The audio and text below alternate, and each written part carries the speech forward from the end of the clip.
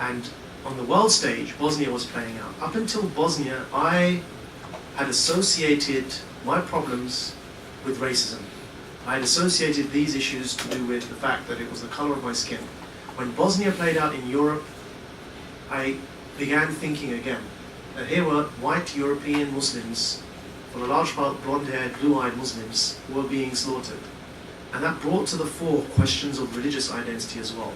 But I had another problem. We're talking about the crisis of identity. There was another problem. That was a crisis of faith.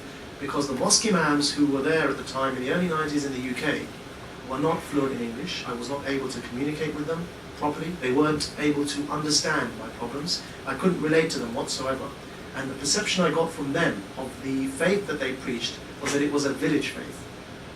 Mosque imams in the UK, in those days especially, were by and large from the poorly educated classes of Pakistani or Indian subcontinent societies, poorly educated by the standards in those countries, let alone the UK standards, and then they were sent off to become preachers.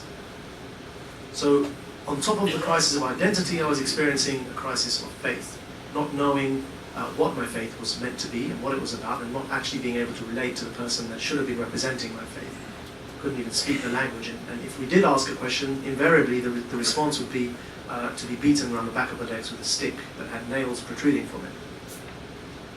And Bosnia playing out in this sort of atmosphere brought to the fore questions of identity in my mind, but I wasn't able to answer those questions. As a 16-year-old, you generally are not able to answer such questions. But it was at this stage, with somebody as vulnerable as me experiencing the experiences that I had, that an ideologue from Hizb-ut-Tahrir who was from my hometown discovered me and gave me the black and white answers that my teenage mind was looking for.